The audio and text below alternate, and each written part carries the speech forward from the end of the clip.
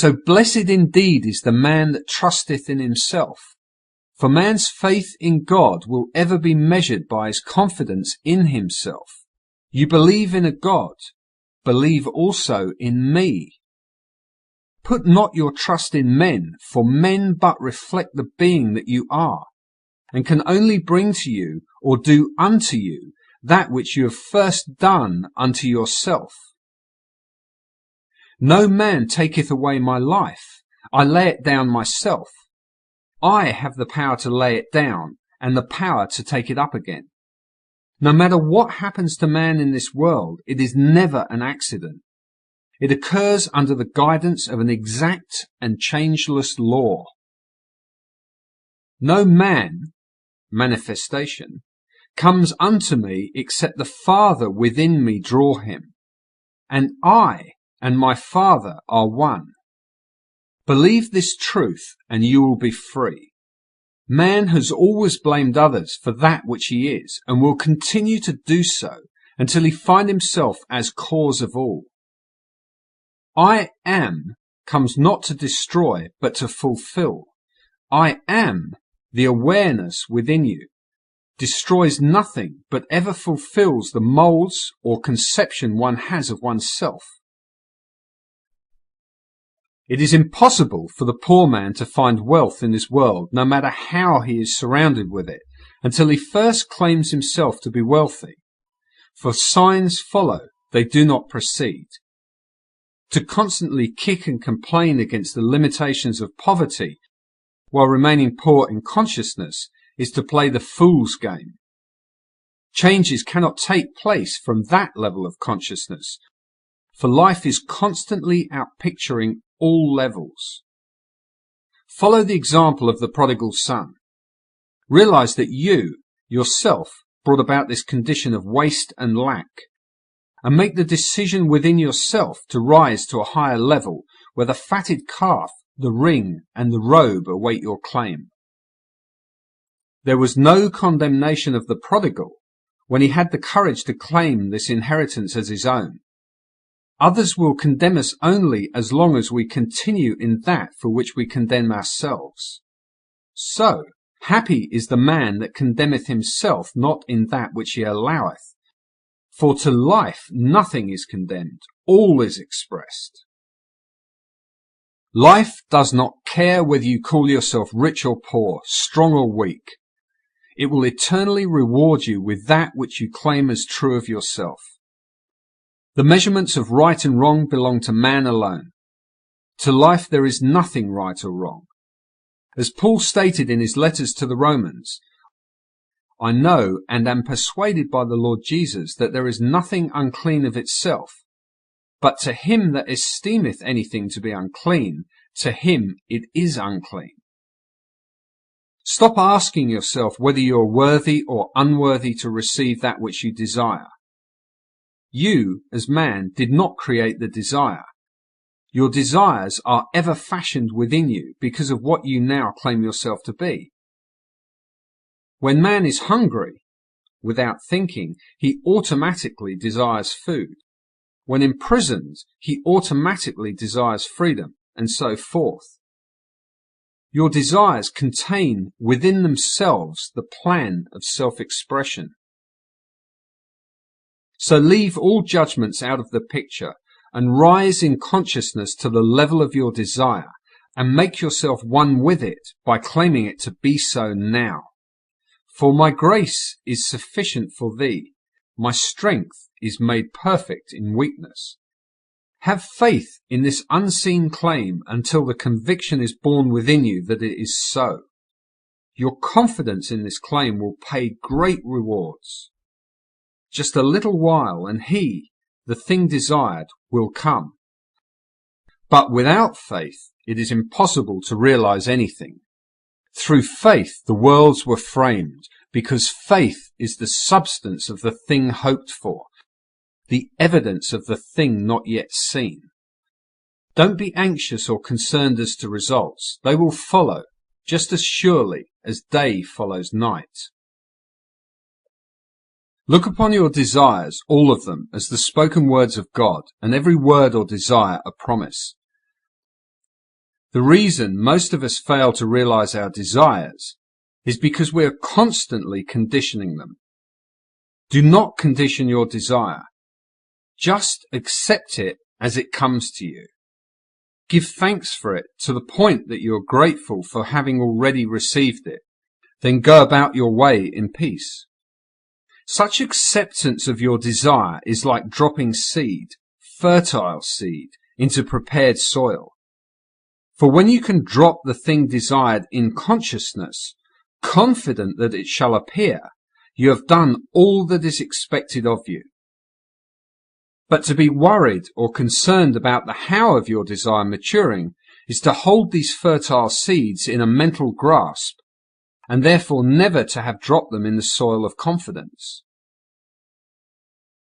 The reason men condition their desires is because they constantly judge after the appearance of being and see the things as real, forgetting that the only reality is the consciousness back of them. To see things as real is to deny that all things are possible to God. The man who is imprisoned and sees his four walls as real is automatically denying the urge or promise of God within him of freedom. A question often asked when this statement is made is, if one's desire is a gift of God, how can you say that if one desires to kill a man, that such a desire is good and therefore God sent? In answer to this, let me say that no man desires to kill another. What he does desire is to be freed from such a one. But because he does not believe that the desire to be free from such a one contains within itself the powers of freedom, he conditions that desire and sees the only way to express such freedom is to destroy the man, forgetting that the life wrapped within the desire has ways that he, as man, knows not of. Its ways are past finding out. Thus man distorts the gifts of God through his lack of faith. Problems are the mountains spoken of that can be removed if one has but the faith of a grain of a mustard seed. Men approach their problem as did the old lady who, on attending service and hearing the priest say, "If you had but the faith of a grain of mustard seed, you would say unto yonder mountain, be thou removed, and it shall be removed, and nothing is impossible to you."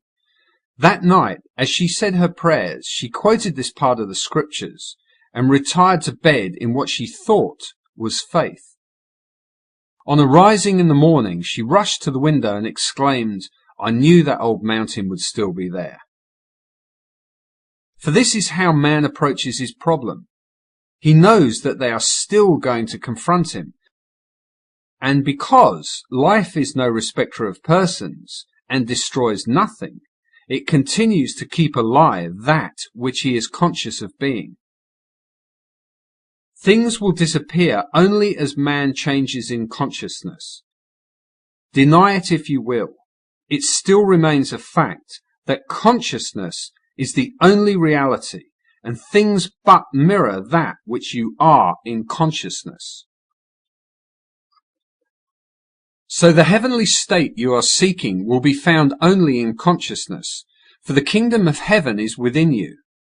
As the will of heaven is ever done on earth, you are today living in the heaven that you have established within you. For here on this very earth your heaven reveals itself. The kingdom of heaven really is at hand. Now is the accepted time. So create a new heaven. Enter into a new state of consciousness, and a new earth will appear. The former things shall pass away. They shall not be remembered, not come into mind any more. For behold, I, your consciousness, come quickly, and my reward is with me. I am nameless, but will take upon myself every name, nature, that you call me. Remember, it is you, yourself, that I speak of as me. So every conception that you have of yourself, that is, every deep conviction you have of yourself is that which you shall appear as being. For I am not fooled. God is not mocked. Now let me instruct you in the art of fishing. It is recorded that the disciples fished all night and caught nothing. Then Jesus came upon the scene and told them to cast their nets in once more, into the same waters that only a moment before were barren. And this time their nets were bursting with the catch. This story is taking place in the world today, right within you, the listener. For you have within you all the elements necessary to go fishing. But until you find that Jesus Christ, your awareness, is Lord, you will fish as did these disciples in the night of human darkness. That is, you will fish for things, thinking things to be real, and will fish with a human bait, which is a struggle and an effort, trying to make contact with this one and that one, trying to coerce this being or the other being, and all such effort will be in vain. But when you discover your awareness of being to be Christ Jesus, you will let Him direct your fishing, and you will fish in consciousness for the things that you desire. For your desire will be the fish that you will catch, because your consciousness is the only living reality you will fish in the deep waters of consciousness. If you would catch that which is beyond your present capacity, you must launch out into deeper waters, for within your present consciousness such fish or desires cannot swim. To launch out into deeper waters, you leave behind you all that is now your present problem or limitation. By taking your attention away from it, turn your back completely upon every problem and limitation that you now possess. Dwell upon being by saying, I am, I am, I am, to yourself. Continue to declare that you just are. Do not condition this declaration. Just continue to feel yourself to be. And without warning, you will find yourself slipping the anchor that tied you to the shallow of your problems and moving out into the deep. This is usually accompanied with the feeling of expansion.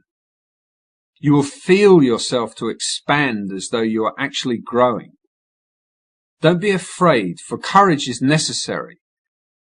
You are not going to die to anything but your former limitations, but they are going to die as you move away from them, for they live only in your consciousness.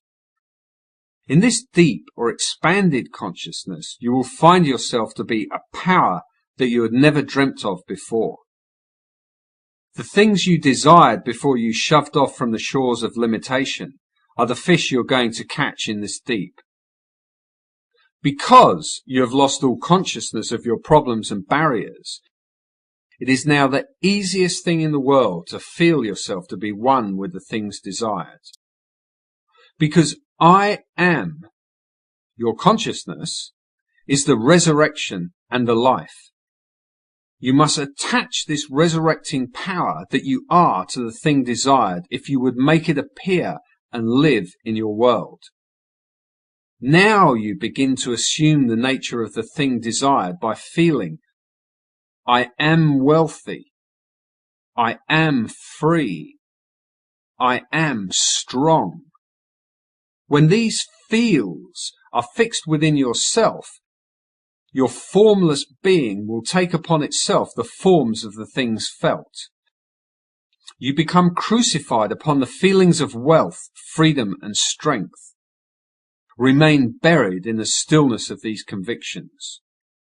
Then, as a thief in the night, and when you least expect it, these qualities will be resurrected in your world as living realities. The world shall touch you, and see that you are flesh and blood, for you shall begin to bear fruit of the nature of these qualities newly appropriated. This is the art of successful fishing for the manifestations of life. Successful realization of the thing desired is also told of us in the story of Daniel in the lion's den. Here it is recorded that Daniel, while in the lion's den, turned his back upon the lions and looked towards the light coming from above, that the lions remained powerless, and Daniel's faith in his God saved him. This also is your story, and you too must do as Daniel did. If you found yourself in a lion's den, you would have no other concern but lions. You would not be thinking of one thing in the world but your problem, which problem would be lions. Yet you are told that Daniel turned his back upon them and looked towards the light that was his God. If we would follow the example of Daniel, we would, while imprisoned within the den of poverty, of sickness, take our attention away from our problems of debts or sickness and dwell upon the thing we seek. If we do not look back in consciousness to our problems, but continue in faith, believing ourselves to be that which we seek, we too will find our prison walls open, and the things sought, yes, whatsoever things, realized. Another story is told us of the widow and the 3 drops of oil. The prophet asked the widow, "What have ye in your house?" And she replied, 3 drops of oil. He then said to her, "Go borrow vessels. Close the door after ye have returned into your house, and begin to pour." And she poured from the 3 drops of oil into all the borrowed vessels, filling them to capacity with oil remaining. You, the reader, are the widow. You have not a husband to impregnate you or make you fruitful, for a widow is a barren state. Your awareness is now the Lord, or the prophet that has become your husband. Follow the example of the widow, who instead of recognizing an emptiness or a nothingness, recognized the something, 3 drops of oil. Then command to her, "Go within and close the door." That is, shut the door of the senses that tell you of the empty measures, the debts, the problems. When you have taken your attention away completely by shutting out the evidence of the senses, begin to feel the joy, symbolized by oil, of having received the things desired. When the agreement is established within you, so that all doubts and fears have passed away, then you too will fill all the empty measures of your life and will have an abundance running over. Recognition is the power that conjures in the world. Every state that you have recognized, you have embodied. That which you are recognizing as true of yourself today is that which you are experiencing. So be as the widow and recognize joy, no matter how little the beginnings of recognition, and you will be generously rewarded. For the world is a magnified mirror, magnifying everything that you are conscious of being. I am the Lord, the God, which has brought thee out of the land of Egypt, out of the house of bondage. Thou shalt have not her gods before me. What a glorious revelation! Your awareness now revealed as the Lord thy God. Come, awake from your dream of being imprisoned.